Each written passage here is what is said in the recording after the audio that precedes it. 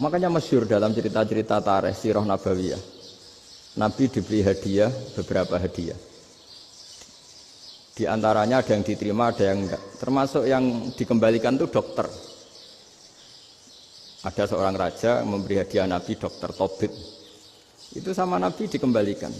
Karena dokter ini sudah lama kumpul Nabi itu enggak pernah sakit. Akhirnya dokter ini putus asa, ini enggak perlu diobatin. Ketika ditanya, kenapa ya Rasulullah engkau enggak pernah sakit? Karena kita ini kaum, kita ini komunitas masyarakat yang tidak akan makan kecuali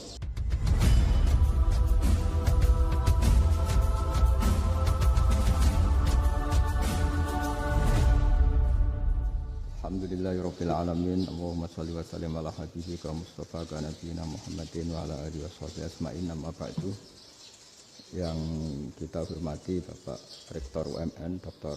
Fauzan MPD, Bapak Suparto, Bapak Haris, Bapak Stardi dan Bapak Irwinto, juga Direktur Telkom Bapak Mungkas, teman-teman UMM dan semua yang mendengar yang kami hormati. Ini ngaji itu harus objektif itu jujur.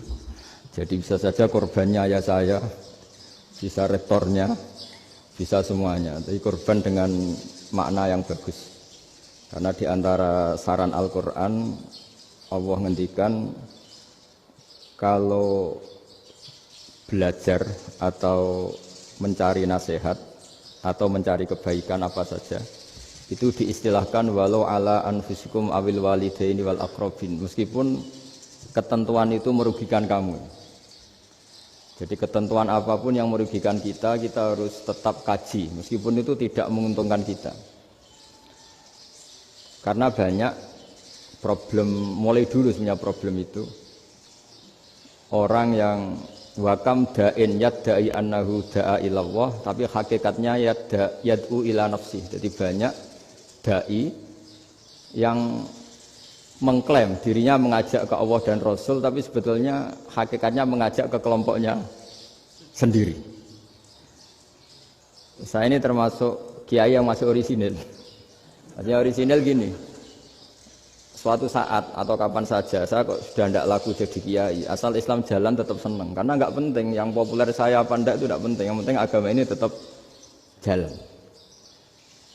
Sama, negara ini harus jalan siapapun presidennya. Nah, ini penting saya utarakan karena perbedaan antara nafsu dan komitmen beragama itu tipis sekali. Sehingga dulu pernah ada cerita, ini bukti keadilan Rasulullah SAW. Pernah suatu saat Nabi itu ngaji, yang ngaji seperti ini.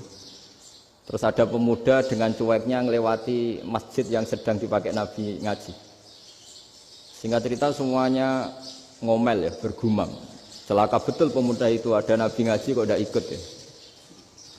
Tapi Nabi secara besar hati ngendikan, ini ada di beberapa kitab di Fadhailul Kasbi, keutamaan kerja. Kata Nabi, pemuda itu mau mencangkul di lahannya. Jika dia mencari nafkah untuk keluarganya, untuk kebaikannya, maka itu bagian dari ajaranku. Jadi Nabi berbesar hati bahwa kerja seperti itu bagian dari ajarannya. Jadi tidak harus datang ke majelis ngaji. Dan bisa saja yang sedang hadir itu ya orang yang hindari istrinya minta belanja, dari ngaji terus benar dituntut belanja kan itu. Mungkin anak-anak UMM yang kesini daripada tengok-tengok yang Malang bosen jalan-jalan ke Rembang gitu. Nah, jadi nggak mesti benar juga niatnya gitu. Jadi ya sama itu. Jadi kalau di dunia kiai yang masih orisinil itu nafsu itu benar-benar dilatih. Maka masyhur dalam cerita ada orang perang sama Ali radhiyallahu anhu. Ketika perang ini sangat semangat.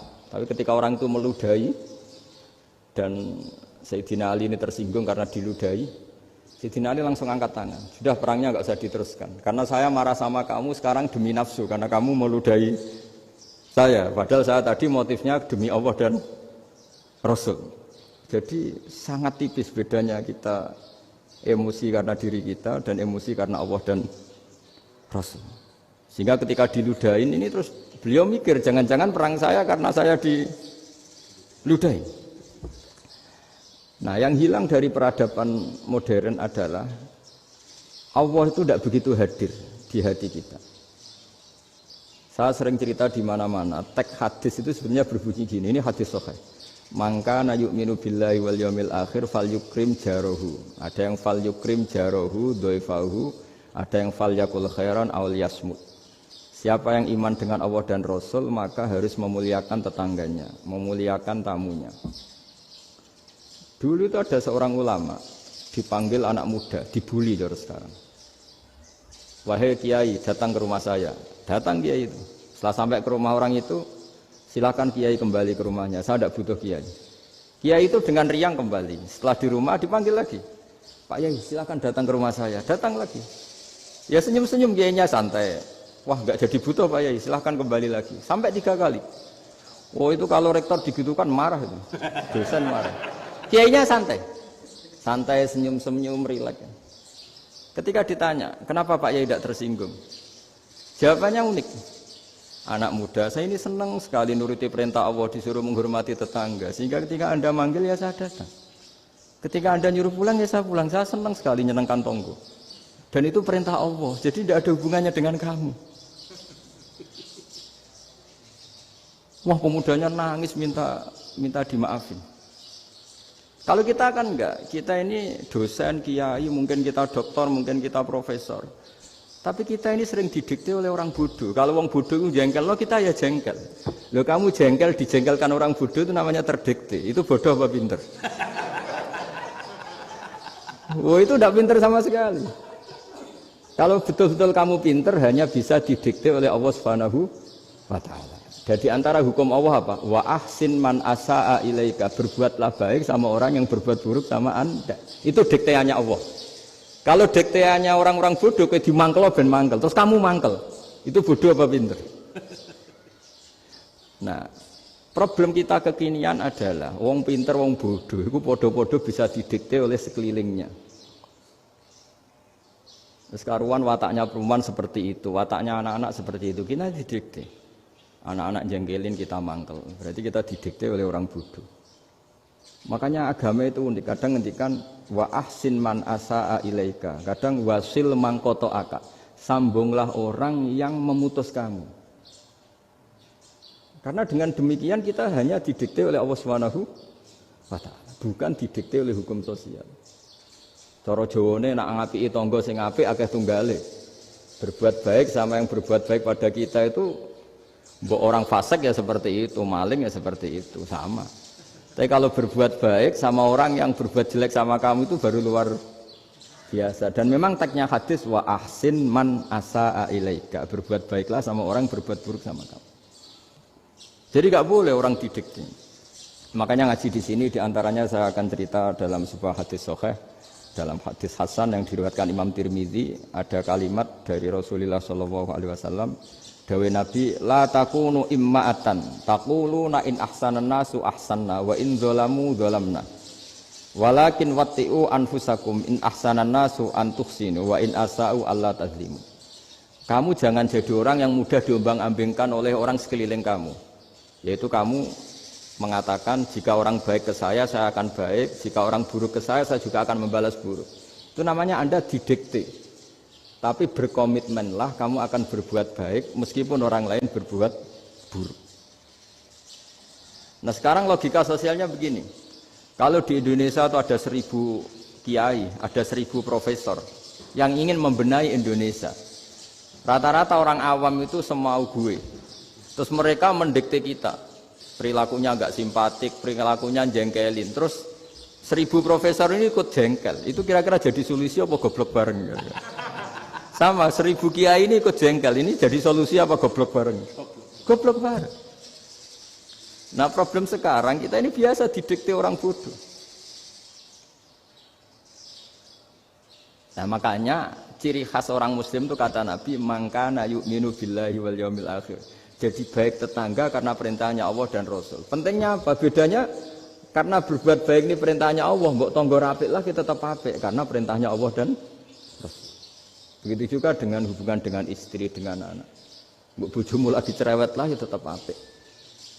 Karena dengan cara itu kita hanya tunduk kepada Allah dan Rasul. Tapi kalau kamu istri saya kalau baik ya saya baik, kalau ndak ya ndak. Berarti Anda didikte oleh perilakunya dia. Itu latihan ya kalau dalam bahasa pondok latihan jadi wali itu yang paling berat. Nabi itu kalau sama orang munafik itu sabarnya Masya Allah. Padahal Nabi berso kalau orang itu orang munafik. Karena dengan cara seperti itu, bahwa kebaikan Nabi pada seseorang itu atas perintahnya Allah dan Rasul, bukan atas nama servis. Kalau Nabi hanya baik kepada Abu Bakar, itu mungkin orang bilang, sadune wong Abu Bakar baik sama Nabi. Tapi kalau Nabi baik sama orang munafik, Abdullah bin Ubay bin Salul, itu kalau nggak perintahnya Allah dan Rasul itu nggak bisa. Nah ini cobalah berlatih seperti itu sehingga kita tidak mudah didikte. Ya saya ulang lagi nggak mudah apa? Didikte. Maka di antara kebaikan Allah dan Rasul adalah bahkan orang dolim saja diberi jatah rahmat.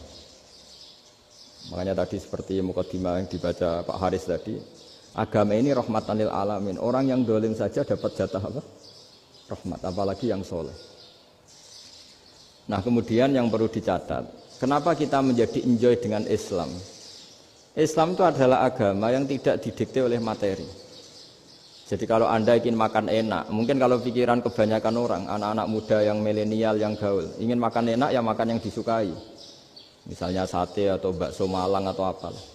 Kalau orang-orang yang jadi wali gak gitu cara berpikir. Ini yang masih orisinil. Ditanya, ini dunia baru kesulitan makanan, baru resesi. Cara makan enak gimana? Jawabannya lucu. Ya gampang, idamuhu alju. Idam itu lauk. Kalau kamu ingin makan lauknya paling enak apa? Alju. Kamu harus lapar banget. Sampai kalau puasa itu melihat tempe itu wah luar biasa. Tapi kalau kamu nggak puasa, air putih itu nggak menantang. Tapi kalau puasa, tempe air putih itu menarik dan Anda tetap lahap. Apa? Karena lauk terbaik adalah alju, yaitu lapar. Lah tapi kita ini enggak. Kita ini kayak orang bodoh. Kayak orang bodoh tadi, profesornya makan nyaman ya kalau sesuai selera. Nah itu kan sama dengan anak-anak ABG. Anak ABG itu makan lahap ya kalau yang disukai. Lalu bedanya apa ABG sama profesor? Kalau cara berpikir masih sama kan itu. Kiainya juga gitu. Kiai makan enak kalau yang disukai, kalau enggak. Lalu bedanya apa kiai sama orang awam? Orang awam juga gitu. Makan lahap ya kalau yang disukai. Nah ternyata perilaku kita ini yang pintar sama yang bodoh sama mas. Kalau kamu ingin berkasta lebih baik, itu cara makan enak itu apa? Idamuhu al-ju'. Lauk terbaik adalah karena kita sangat lapar. Makanya masyhur dalam cerita-cerita tarikh sirah nabawiyah. Nabi diberi hadiah, beberapa hadiah. Di antaranya ada yang diterima, ada yang enggak. Termasuk yang dikembalikan itu dokter. Ada seorang raja memberi hadiah Nabi dokter Tobit. Itu sama Nabi dikembalikan. Karena dokter ini sudah lama kumpul Nabi itu nggak pernah sakit. Akhirnya dokter ini putus asa, ini nggak perlu diobatin. Ketika ditanya, kenapa ya Rasulullah engkau tidak pernah sakit? Karena kita ini kaum, kita ini komunitas masyarakat yang tidak akan makan kecuali lapar. Dan kalau sudah makan berhenti sebelum kenyang. Jadi sederhana sekali pengobatan zaman Nabi. Sebagian besar penyakit itu pasti disebabkan kita ceroboh dalam hal makan. Sudah ngerti kalau durian masalah, kalau makan durian enggak kehitung gitu. Apalagi kalau gratisan itu tambah banyak gitu. Pola tidur juga gitu kata Nabi, dan kita tidak tidur kalau tidak sangat ngantuk.